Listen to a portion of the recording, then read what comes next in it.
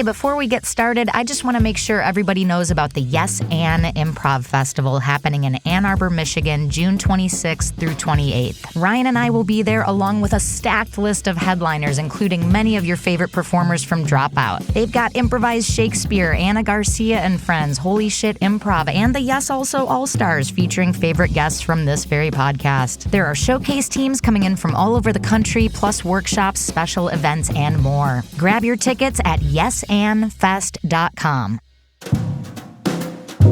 DCM returns June 12th through 14th at UCB New York. This legendary improv festival is both a rite of passage and a homecoming for the world's top improvisers. But that's not all. This year there will also be sketch, stand-up, and a lineup of headliners you won't want to miss, like Dinosaur with Paul Scheer, The Big Team, Rory Scovel, and so much more. And a pre-festival headliner week with Edie Patterson, Chloe Trost, Patty Harrison. Get your passes at ucbcomedy.com. Welcome to Yes Also. I'm Suzi Barrett, and my guest today is at the top of many people's lists of their favorite improvisers of all time, Jim Woods. You know Jim from the new season of Jury Duty, Company Retreat, and in the improv world, he has done it all. Comedy Sports, Boom Chicago, I.O., UCB, and he's a co-owner of WGIS. Jim is probably the person more than any other who has influenced my improv and my teaching. He is a powerfully funny improviser who always finds a way to make a scene his own while also elevating his partner's ideas. And he has a knack for playing likable characters and finding the positive choice even in a contentious situation. Both parts of this episode are absolute wall-to-wall wisdom nuggets from Jim. So if you like this first half, definitely go unlock part 2 by subscribing at yesalso.supercast.com. For more of Jim's genius, definitely check out Company Retreat on Amazon Prime. You can see him live at UCB with the Smokes and the Sober Show. You can see him at WGIS with the Bozos, and also he teaches classes there. And if you don't have the money for a full show, check out his Instagram page. There are a ton of clips of him improvising on there, and it's gold. Okay, enough about Jim. Here's Jim. Jim Woods. How are you? I'm good. How you doing? I'm good. This is so, we have too much to talk about. Yeah, it's crazy. It's crazy. You're the person I've lived with longer than any other person. You and I met in Chicago, kind of coming up in I.O., like at the same time, adjacent to each other. And then we got hired for Boom at the same time. Yeah. And on day one of that job, we found out we were going to be roommates. Yeah. Yeah. And then lived together for 8 years. Yeah. Yeah. You started doing improv in North Carolina at Comedy Sports. Yeah. Yeah. So I'd done or I'd watched Who's Line, the old British Who's Line, those reruns on Comedy Central all the time when I was a kid. And then me and one of my best friends, Jordan Gargello, it was his 17th birthday and I was 15. And so we went to a Comedy Sports show. And I'd never seen improv live before, and it blew me away. I mean, it was just so fun. Mm-hmm. I still remember those players. And just being immortals, I could not believe how good they were and how funny they were. Looking back, do you objectively think they were good and funny, or was it just that it was brand new to you? I think that. They're funny people, yeah. But it's just kind of like a hobby, you know what I mean? People just doing it for fun and stuff, yeah. But there was something about just I feel like the magic of just seeing them in person, at the speed in which they're kind of moving, and just feeling that energy of just wow, they just right here in front of us came up with that, yeah.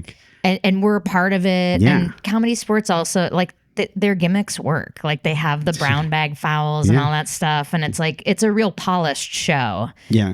Short form is polished in general. Yeah. Yeah. But it gets a bad rap. I feel like there's. I hate that. Yeah. It's but I feel like though too that you can do short form and you can be just kind of a prisoner to its rules, or you can kind of still look at it through like this filter of like, okay, these are just the parameters. You know what I mean? Like, how can I still, like play in the world, around that? Do you have an example of that, or can you make up an example of that? Like, because I think you have such an acute ability to do that. To, like Pep said, like you're like Neo in improv. Like you can like bend time and space to kind of like make the game your own. And I think it's hard for people who haven't seen you play to understand what that means. I mean, there might be just like something where I'm like, what's the expectation from the audience, right? Like, so like in short form, they're given what the expectation is supposed to be, So it's like, okay, that's what they expect. So we got to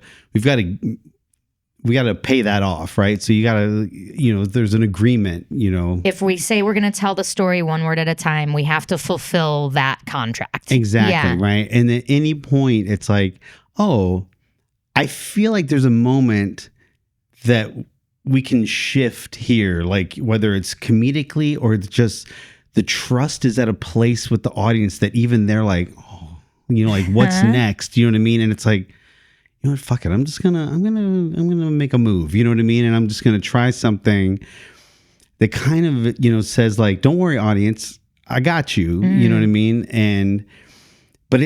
But to me, it takes that like kind of bond that you have back and forth with the audience to kind of let them know, like, don't worry, I'm not just going to do this at your expense. Like I'm going to say, hey, like, I understand what I've agreed to and I'm going to actually push us past that.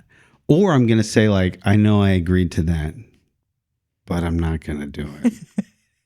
You know what I mean? And it's like, but, they know, like, I was like, oh, like, for example, there was this game in comedy sports where we called it object freeze or object tag or something like that. And we would, we'd turn our backs and the referee, who's like the host, and the referee would like go around with a paper bag and the audience would just put items from their person with them in it.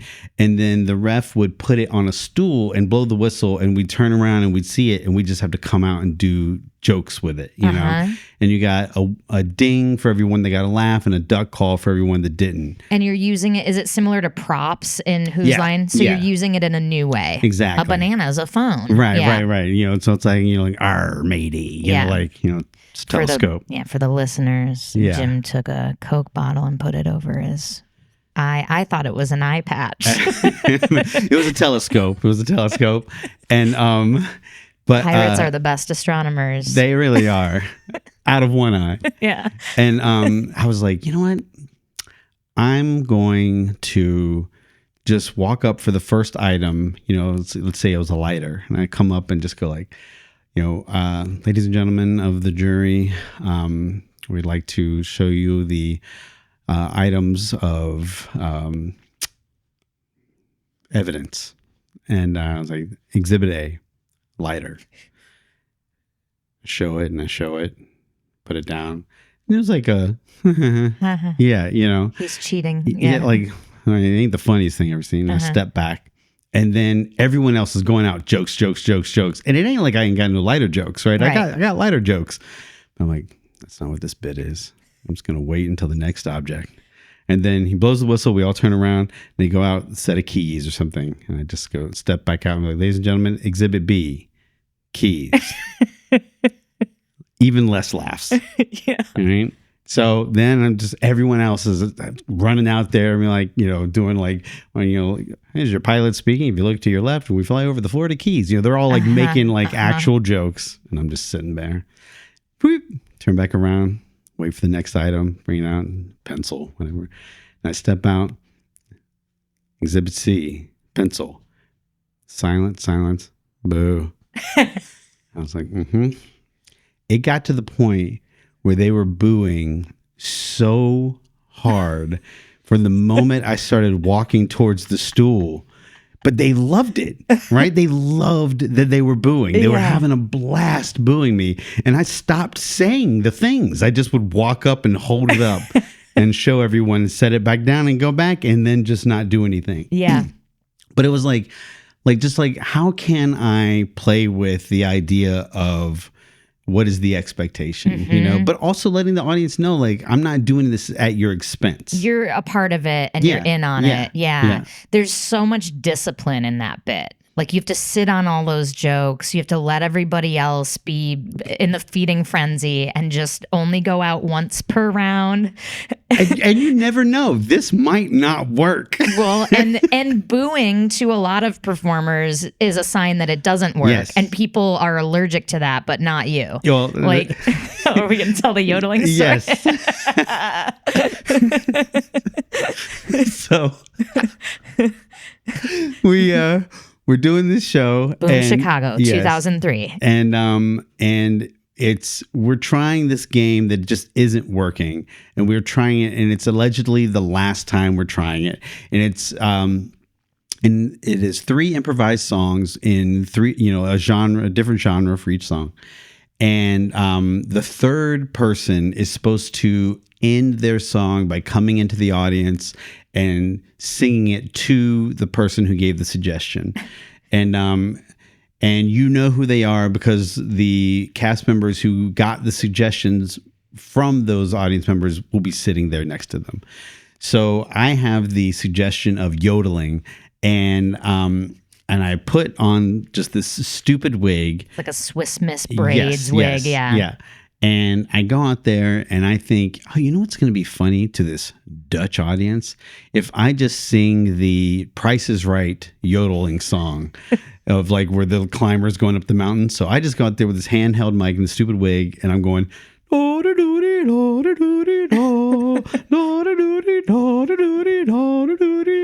an audience of 300 people who do not know this reference. Don't know this reference. Silence. And then some guy just goes, boo.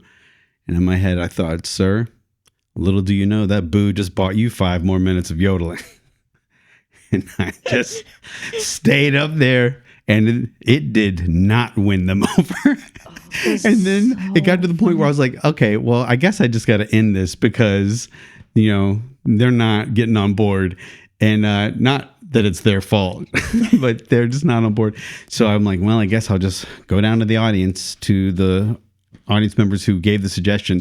And as I get down there, the cast members have left. So I have no idea who gave the suggestion. So now I'm amongst these people who hate this song, singing this song. Wandering aimlessly through a full theater. And the technicians have the camera trained on you. So it's like on the big screen, and they're following you because they think you're going to land with purpose at the people, and you're just doing laps around.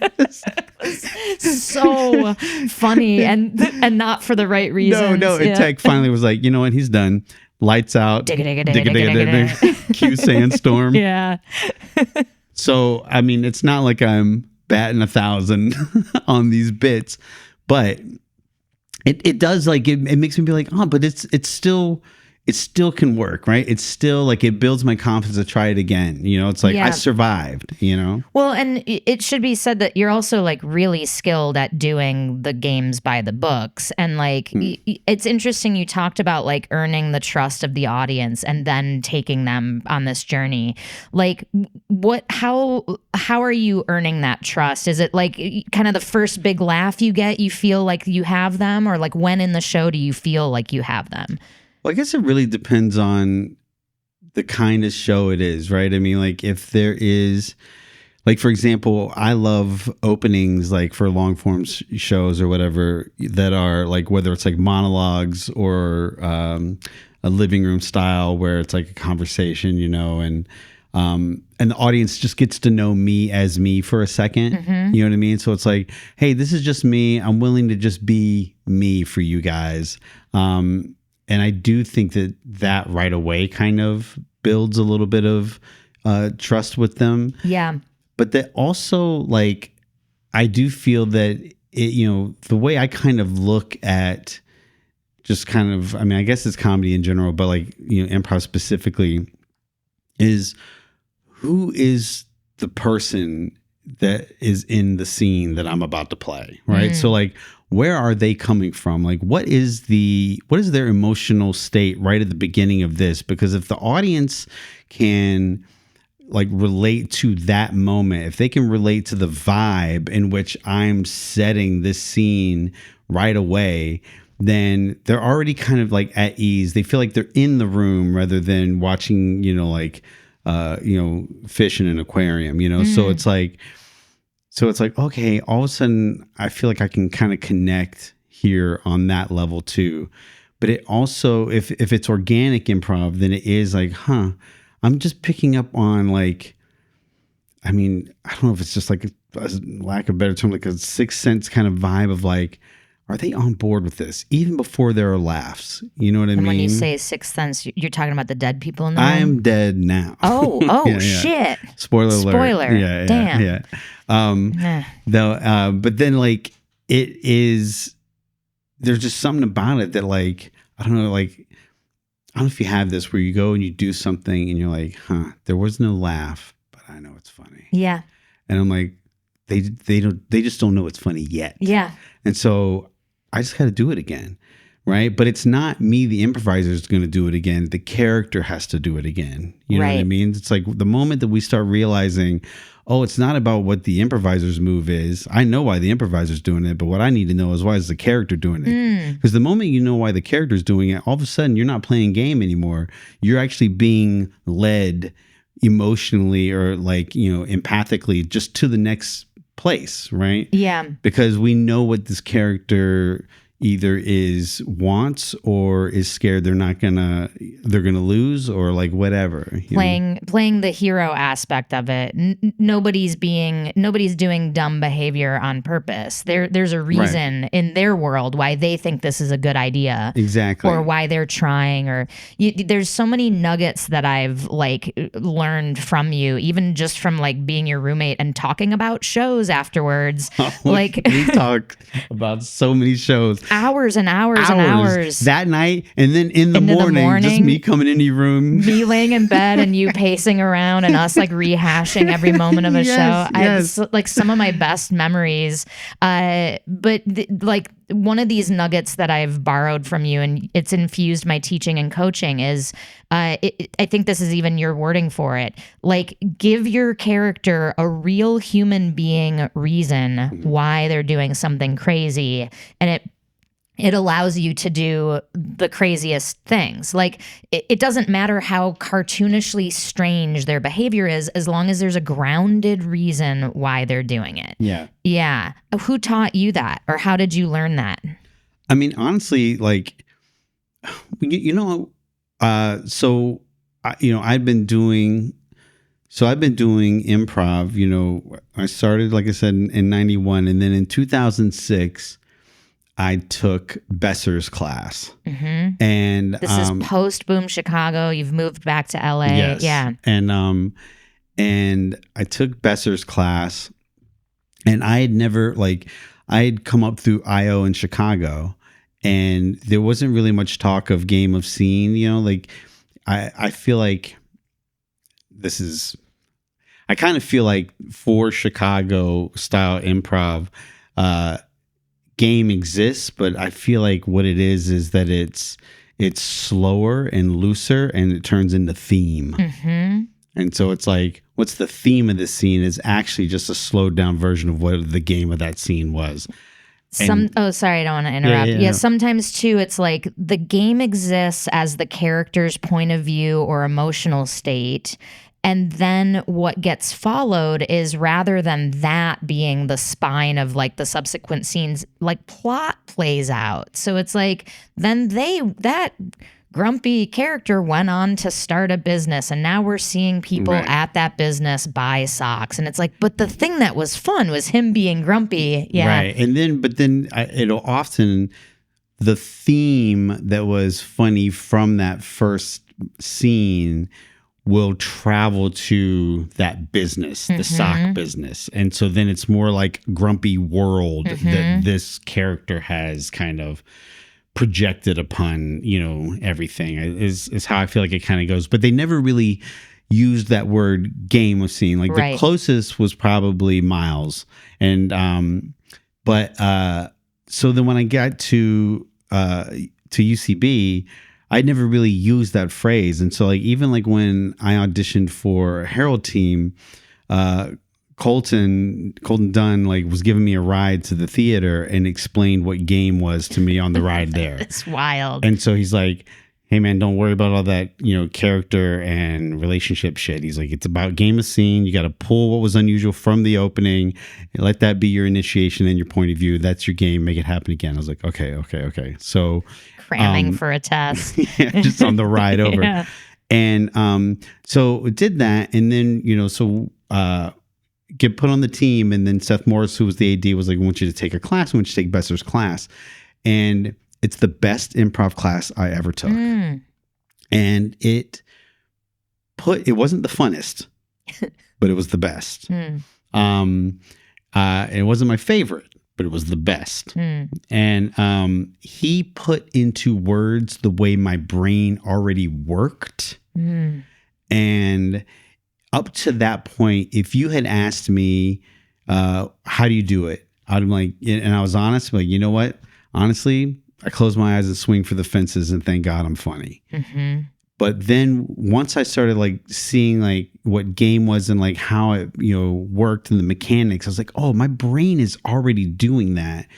Now I can do it on purpose and on command, But in that class, he I was first just kind of going like, okay, so this is absurd. Like a doctor, I still remember the scene. I was embarrassed by it, but like I'm a doctor that's prescribing chocolate, and it was the whole like, he's like, yeah, but why, and it was like, I mean, I don't know, because it's kind of from the opening. Yeah, I was like, I'm just kind of, I went A to C off of it, but like I did no work to get to the why, and like it was just wasn't motivated by anything. Exactly, you know what I mean? And so it was like, okay, so why is someone doing this? And it just kicked into my thoughts of like, it just seems easier if I understand why, just like simply why a person would do it, and then and so like even now, like when I teach, and like I'll ask someone, I'm like, yeah, but what? So why are they doing it? And they're like, because of this. And I'm like, but what's under that? Okay, but what's under that? Like, right, like keep getting further and further down, because it's usually some version of the character just wants either to be loved or is afraid that they're not going to be loved. You know what I mean? And it's like some version of that is what I feel like is at the root of most characters' unusual things, because like even in real life, I feel like the weirdest things I do now are like me being in Albertsons, and I'm afraid that the stranger who I'll never see again might not like me. Right. For no reason. And now I'm starting a conversation with them, and now we're following each other on Instagram. And I'm like, I don't know how to get out of this conversation. You know what I mean? And I'm like, but this is my fault, because it was my insecurity that keeps me here, and now it's my insecurity that like makes me not be able to just say, hey, I've made a mistake. Right. But my improv characters can do those things. Right. Yeah. It's so interesting to picture you like in improv scenes, sending your characters through what is essentially a therapy exercise. Yeah. Being like, why are you doing like, so you're getting all this free therapy for characters. And then in real life, you have a relationship with an Albertsons person that you can't get out of. Yeah. It's like, I can sit there and give all these like notes to these fictitious characters. And then it's still so much harder. I've got, whether it's, my sobriety sponsor or a therapist that I give money to help me take my own improv notes for my characters. And you're like, I don't know. Like, I have to like go to these people just for any type of guidance, It's crazy. Let's do the play at home game on your chocolate example. Cause I was, being like, oh, what would I justify it as? And the first thing that occurred to me that seems believable is that the doctor's like, we don't know what's in prescription drugs these days, but we know what's in actual foods, and chocolate is beneficial. Dark chocolate is beneficial for evening out blood sugar. It's the most reliable tool we have. We're just going to go low and slow and stick with real foods. If I was your student, would you make me dig deeper than that? Or does that feel like enough to play with? I think it's enough to play with, and then it might get to a point where in the scene it's like, does your character have any doubts about it as well? You know what I mean? And it's like, if your character's like, I mean, there's this, but then it might get to a point where it's like, is it easier to just go like, I mean, I don't know how electricity works. You know what I mean? Like, it's just someone told me, and here I am. Right. All I do know is I want you to be better, and this feels like a better bet than that. Yeah. Because there's the comedy, there's the heighten of it, is like we go from like, well, we don't know what's in prescriptions, but here I can trust this, to like, I don't know, like, our light bulb's safe? How am I supposed to know? Right. The world is scary. Yeah, playing the vulnerability of a character, the helplessness, the worry. Yeah, and it's kind of like, right? I mean, now we got to be on the same team, right? I mean, the world's scary, right? And it's like, that doesn't mean the other person has to agree. Yeah. They can just hear them out, though. Does this tie into, you teach workshops on empathy-driven choices. This kind of braids nicely together with that. Like, what we were talking about there is playing like a sympathetic character. Like, you understand where I'm coming from, right? I gotta, like, I'm trying to help you. An empathy-driven choice would be almost the inverse, where it's like, I'm going to behave with empathy towards the other person because I care about them. I'm not going to harm them. Is that kind of right? Yeah, it's more. You can say no. No. It's more. It's funny because like I was thinking about like how the way that you were just saying about the idea of like, I mean, you can get this right. I mean, like that at some point I would say, okay, this character no longer sounds like they're trying to convince the other person. They're trying to convince themselves that they believe it. You know what I mean? And so like I talk a lot about like what you're saying, is it for the other character, or is it for you, or is it just for the ether? Right. Like, so it's like in that same way that like, I feel like I've become super woo woo about this stuff, and like you made fun of me for years. Green bracelets for all my shit. Yeah. I come home from a party with green bracelets on my wrist because some girl said it would attract money, and you're like, get that shit off your hand. Now I'm like, give me them green bracelets. Where are they? I've got a green bracelet that's in my gym bag. Really? That like I took off because I was like, what am I doing? I look stupid in this thing, but I also didn't want to throw it away, so it's just in my gym bag. Your gym bag is loaded now. Oh, he's doing great. He's in a bunch of commercials. Yeah. But like, even for example, like eye contact, I'm like, I think eye contact is way overused in improv, because like if you're just dead staring at someone and saying something, that carries different weight than if I like am saying something while I'm doing something. You know what I mean? So it's like, can I use eye contact for when I want to use eye contact? So like I'm very big on like make everything a choice that you're doing in your scene, so it's not just like, here's my default improv, right? Like I feel like I'm looking at it, it's like, hey, we're trying to do scene work, and we're using improv, the art of improv, to do scene work. And so it's like, the more just like we just stare at each other and don't do shit, then I feel like you're just putting all this pressure on your words back and forth. I got to keep constantly out-funning the last thing I said. And also it's like, it's just the most intense conversation it's aggressive. Ever. Yeah. And I was like, the example I always use is like, if I sit there and I go like, yeah, I got a dog in the car, right? That feels different than I got a dog in the car, right? It's like, whoa, Jesus Christ. All right. You got a dog in the car, like, so it's just kind of like, what does it feel like to exist as this person?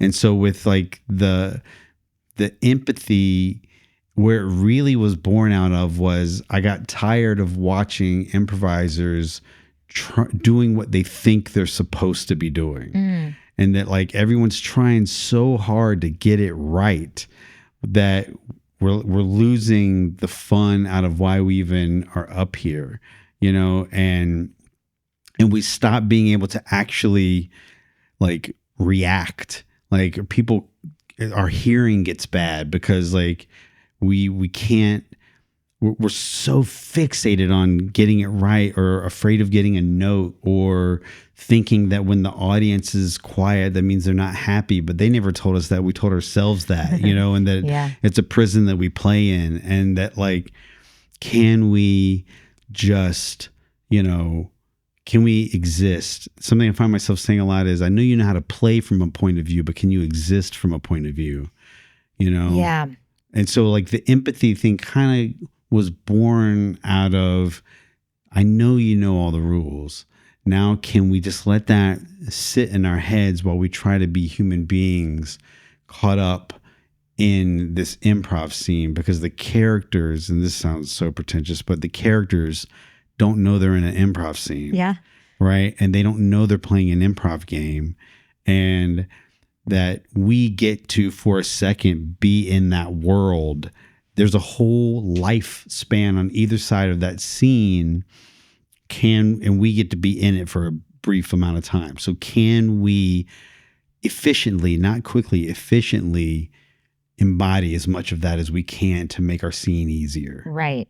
And if we are to really pull off selling this to an audience and therefore pay it off by being funny, we have to sand the edges off. We can't like aggressively just state the game in a way that human beings don't talk. Right. We can't rush past moments and ditch nuance in favor of like just saying the joke over and over. And yeah. I mean, nuance is the key, Yeah. right? I mean, it's like, that is what's, making us human, and I'll tell students all the time, I'm like, hey, you can be as clunky as you want to be, as long as you're getting the information out, and over time that's going to smooth itself out. Mm-hmm. You know what I mean? Because like, hey, thanks for meeting me on this third date has never been said in real Ever. life. Yeah. You know what I mean? Like, but so it's like, so what do you think of vibe wise of third date? Where, like, how does the conversation start? Like, I even tell students, like, even if you're setting chairs,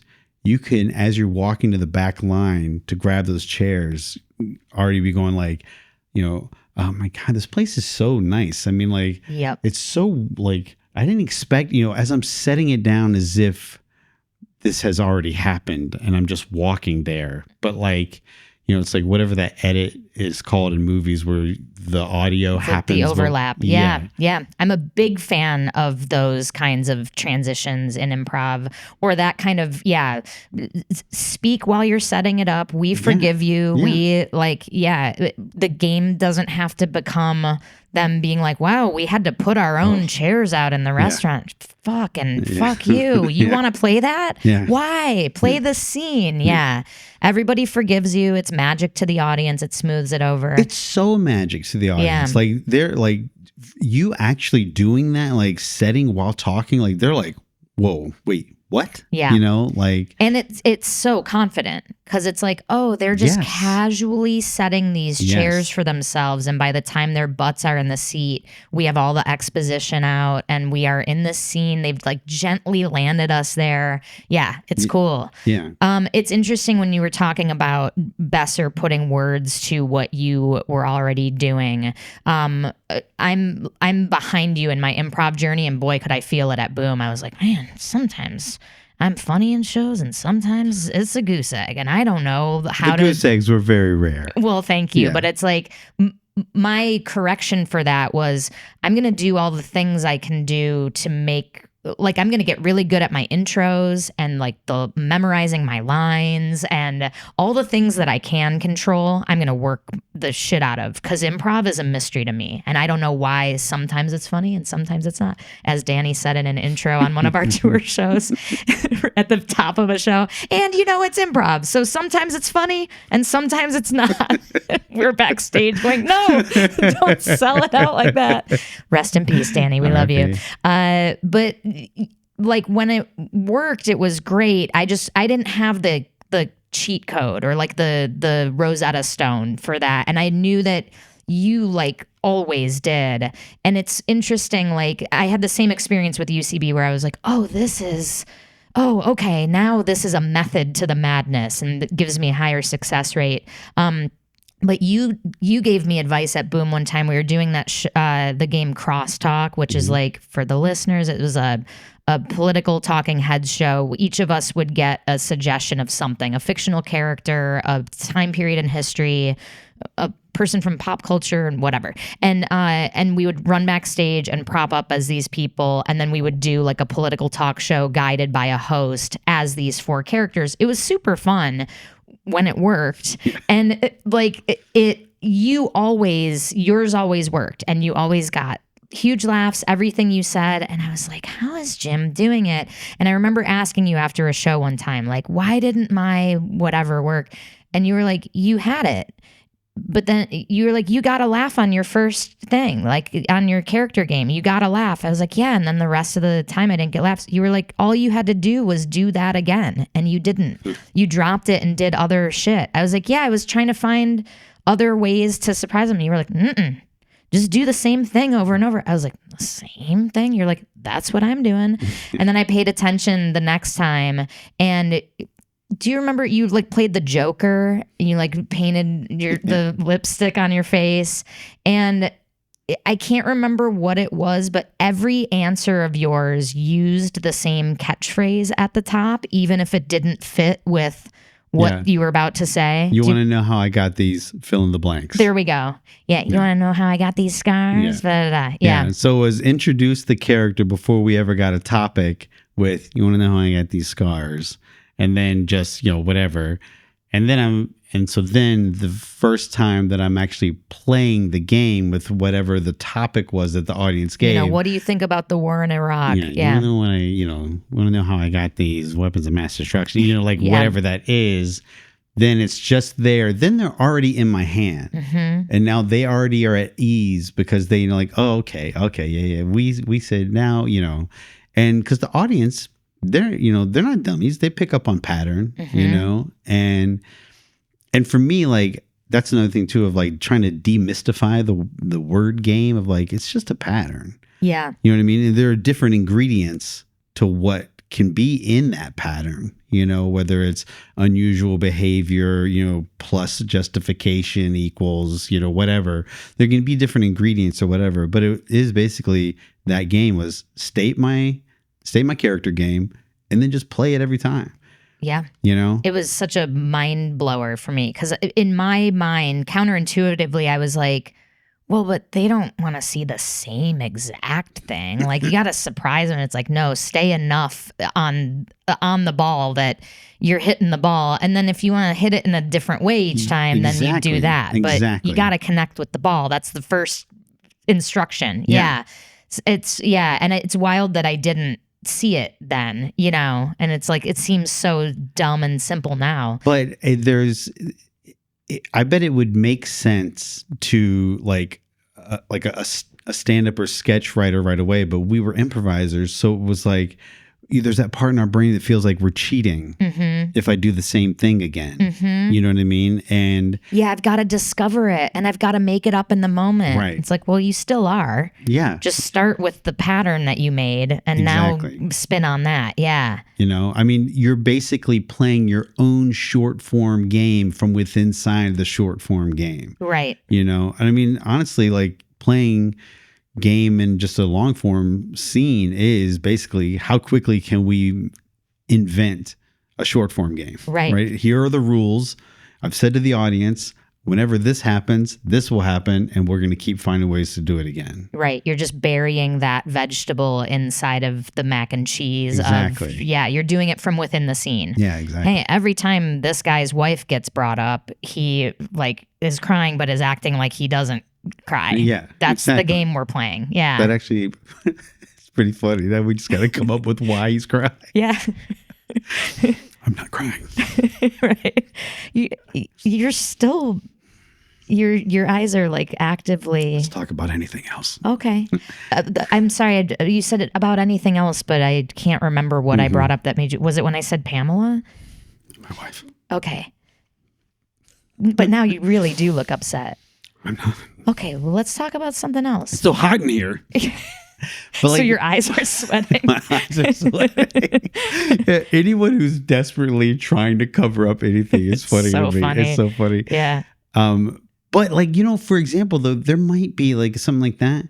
It might be funny to never find out why. Yeah. Sometimes when we say the why, all of a sudden the fun's gone. It ruins it. You know what I mean? And like, it is something that you just out of reps, just there's an intuition muscle that like just happens. And it's the same muscle that you develop with editing. Like whenever I see someone just from the back line kind of go like jerk forward, like they were going to edit and they don't, I'm like, go. That was it.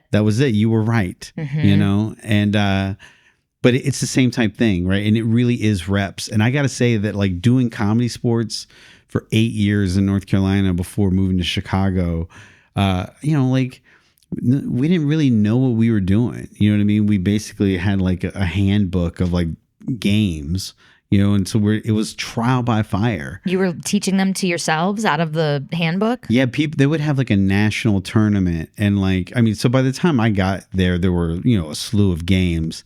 And a whole slew? A whole slew. Wow. Yeah. a pack of improv games is a slew. Oh, got it.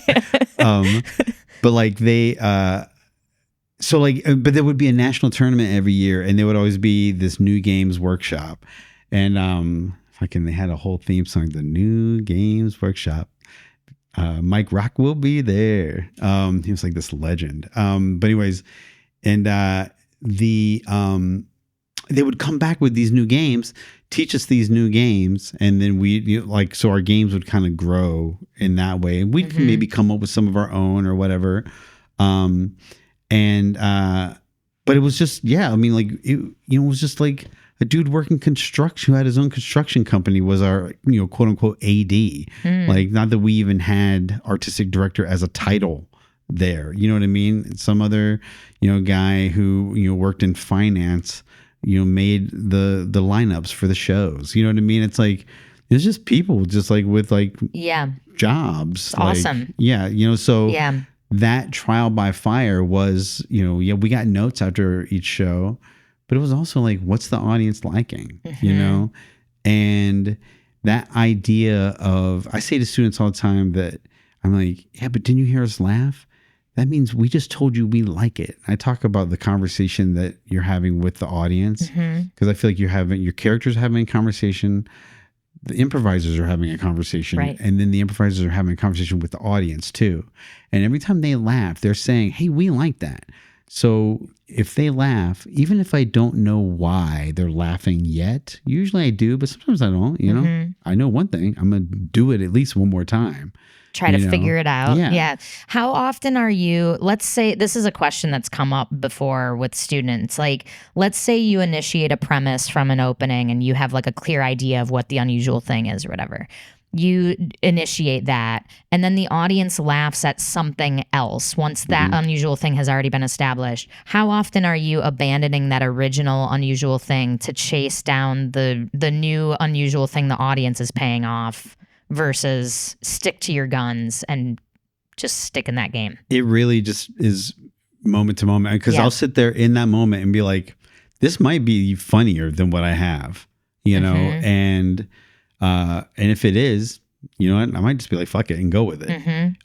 I might sit there and go, okay, well, now I've got two funny things, and I might try to see if I can, play them both, but what does my scene partner have? Do they have two pairs, or do they have one funny thing and a couple of half funny things? Let me see. But the thing is with that, like, it's funny you say, because to me, it is going like, my scene partner. And I think of the audience as the third scene partner. You know what I mean? So it's like, like, okay, so, like, I'm trying to read them, the most. And then like I got to communicate to my scene partner, this is what I'm going for now, right? But again, it's like, how does the character express what the improviser is thinking? You know what I mean? Yeah, it's got to all come through that filter. It's Ratatouille. The improviser is the rat under the hat, but you've got to make the chef do it the way a chef would. Otherwise, you're going to get caught. Yeah, and that's, the way the chef would is like it's not a race. Yeah. Like we can, and in the description of the empathy class, like, it's going to be slow. I'm trying to slow you down so that you can actually notice all the things that are happening in your scenes that you're running past. All those big moves, they're always available. Big moves are always available, but all these tiny little moments aren't, as you go throughout the scene, right? And it's all the things where it's like, let me watch the character make the decision to do the game move, even if it's silent, but I watch their face just kind of take in what just happened, look over, and we see, I'm going to do that now. You know what I mean? And it's like watching the wheels turn. Yeah. It's so fun. Yeah. And in that same way, of everything that you just were talking about, like at what point do I drop something or do I go with this? It's like, how do I, in a deliberate fashion, let my scene partner know? And it might mean I have to do something like in the environment to slow everything down enough so that it gives me time to change the trajectory. What's an example of that? I mean, it could be as simple as just like going to the fridge and looking in the fridge. You know what I mean? Like it can be as benign as that. But you're telling your scene partner, they don't know whether you're going to say something or not. They're like holding off because it looks like you're making a strong choice. Yes. So it puts a pause moment in and allows the wheels to turn without them barreling over. Yeah. Like I'm doing. Exactly.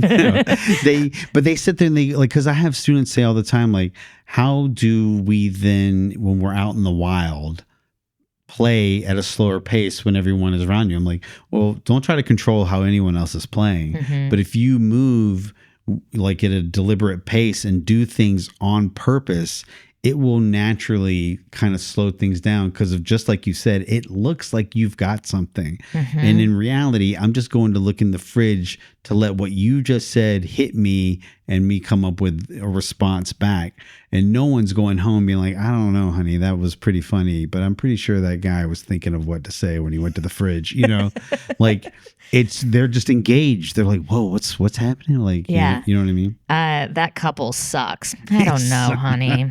I thought it was a good idea for our date to pull go up there. Yelp. Yeah. Pull up Yelp. I'm typing another one. That's where object work is a real friend. Like you mentioned the fridge, but it's like you watch Dassey and he just like decides to start, I don't know, cleaning a gun or something. And he's like, you know what? And starts doing it, and we watch his character go through the thought process of what he's going to say. But because he's confidently arranging the flowers and cutting the thorns off and whatever, it fills the moment. Yeah. And funny, just whereas I said Besser was the best, Dassey's was my favorite ever improv class. Oh, great. Yeah. Why was he your favorite? It was just like was this at IO in Chicago? Yeah. I had dropped out of the program and was like, you know what, I only get back into it. Like I was already on a team, but I was like, I never had finished it, and so I never did finish the program, but I wanted to start again, and his was the level 4 to start back in, and there was just it was that spark and just the way that he saw the playing field and just like, put the fun back into things, like because like I feel like game can, it gives you kind of a blueprint. It gives you some traction to your scene. And when your improv is relationship based, you got to just start making some there's more evolution. I feel like there's more kind of dissecting, what does it feel like? What does it mean to say these things? It's a little more 3-dimensional. Yeah. You're going in different directions and planes to, yeah. You know what I mean? So it can be heavier, I feel like. And sometimes I found for myself, I was like, I know I'm funny, but why am I not funny every time? You know what I mean? And he brought a levity into it that I was like, oh, it kind of fluffed the pillows of improv and the Herald and stuff like that for me. And I was just like, I just dig this dude's vibe. Yeah. Permission to have joy while you do it. Permission to try things. Yeah. Mess around. Yeah. And while also caring about what you're doing. Yeah. You know what I mean? That, it's not just like fuck around time in the living room, like it's like we're actually like, okay, I'm with purpose trying to achieve this, but also with some levity. Yeah. I want to go to a subscriber question. Yeah. We have a bunch for you. As a reminder, our subscribers get to know who the guest is ahead of time and submit questions. Dima says, how do you've had him? Yeah, I've had him as well. He's awesome. Hilarious. Represent Ukraine. How do you get your students to do such grounded scene work? I've tried most of the exercises I've done with you with my students, but they never hit as hard. I mean, I tried. Dima was I tried to do the empathy class online. I mean, that's kind of no eye contact. It's just so like weird. Read the room. Yeah. What vibe are you getting off of this flat screen? Yeah. I mean, what you really have to do, I mean, here's the tricky thing, I feel like, is that like in classes in general, if it was up to me, I would do no exercises. Like, I feel like the best way of learning is like, let's just get on our feet and do it. And then just kind of side coach until you go like, oh, I see. It's just this, you know? But exercises are one, they kind of give students a win. Like, okay, there was an objective and I nailed the objective, right? And then it builds the confidence, and it also can highlight that, like, here's the one thing I'm kind of feeling like is being overlooked. So I want to highlight this one element.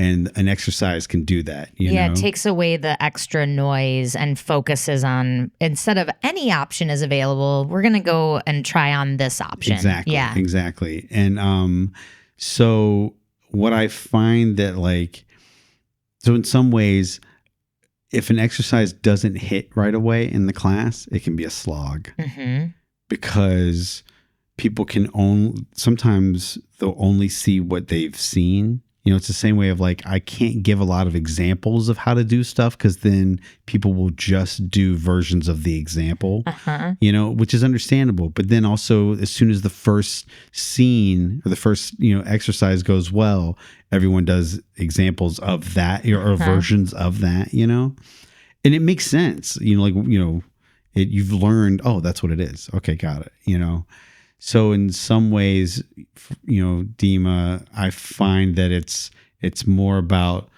like trust and kind of like almost like talking through what it is that you're hoping to achieve, and letting them know like, hey, laughter will be awesome, but it's more about, can you feel what it felt like on your feet on stage to do this, quote unquote grounded scene? Because if once and I feel this way about improv in general, it's like you got to feel it in your bones. Yeah. You got to be on your feet, feel it in your bones to then trust to do it in front of an audience with the lights on, Yeah. And because it's like that Mike Tyson quote that's like, everyone has a plan until they're punched in the mouth.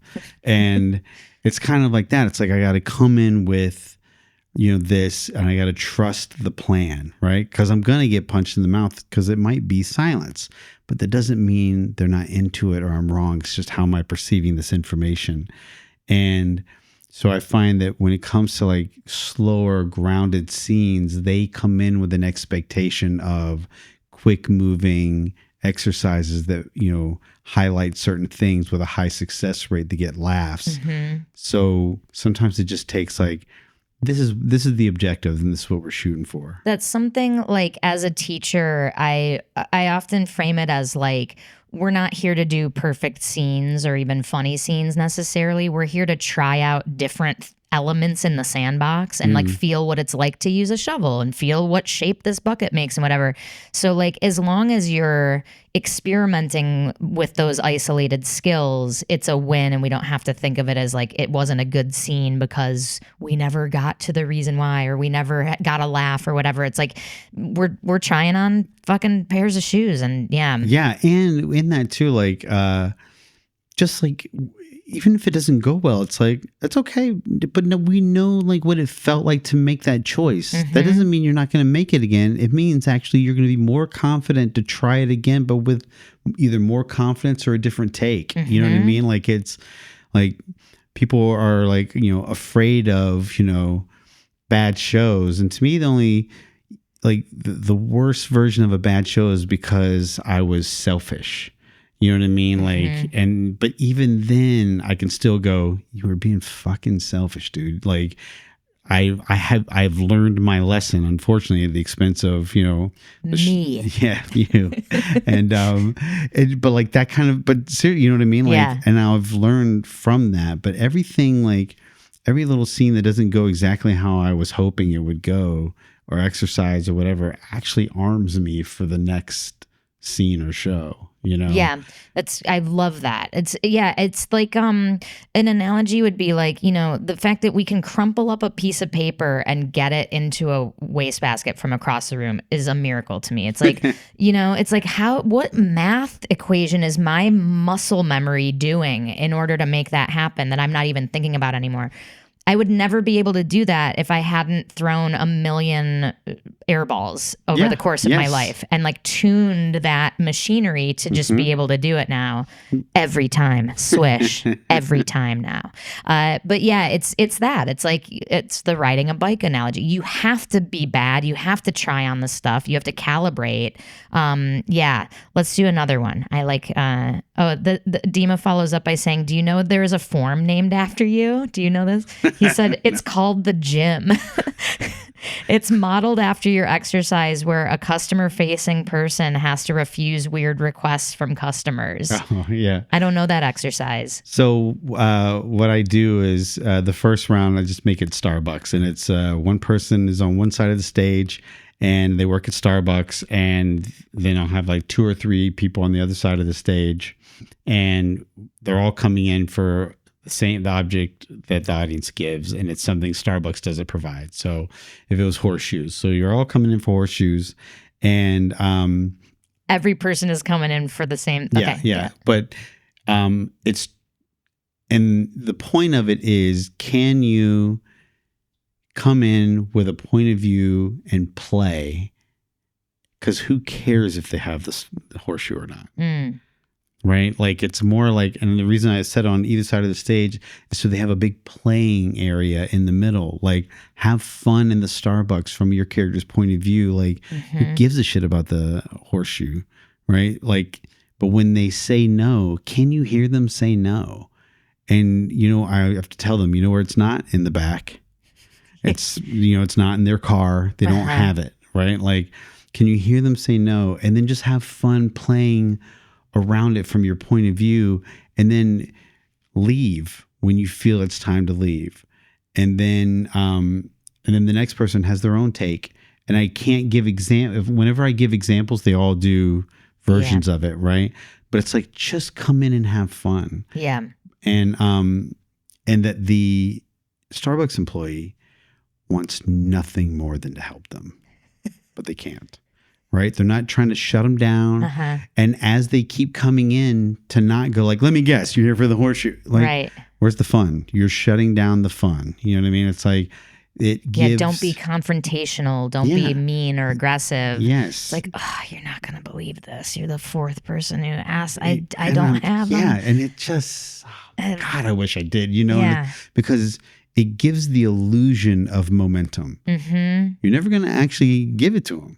So there's technically no momentum, but it just provides the illusion of momentum. Rather than a stopping, a stopper, a squash. Yeah, which also isn't fun to watch over and over. Right. Yeah. When you see the voice of reason, just play it from the point of view of gotcha. It's like, okay, you did, I guess. It's also a natural comedy machine for someone to be like, you don't know how bad I wish Starbucks sold horseshoes. I've told my manager... We get enough requests for it. We should do it. That's funny. It's weird. And what's also funny too is like someone will come in for with some other point of view. I saw a guy just open the quote unquote door and go like, "Hey, do you have?" And then people started laughing, and he just left. And I was like, "Great." Right. Yeah. Like, I mean, it played with the expectation. Everyone had watched people come in and do all kinds of shit. And then he just did this weird little, do you have? And it broke like what it was happening. And then when it got a big laugh, he went, thank you, and left. Yeah. And it was like that's enough. Once we've established, but like that is playing with like, okay, what are the parameters, or what are the perceived parameters? Yeah. That reminds me of another thing that I learned from you, which is like when you are a person being told no or being given a note, or, you're the unusual behavior in a scene and the straight man shuts down your thing or whatever.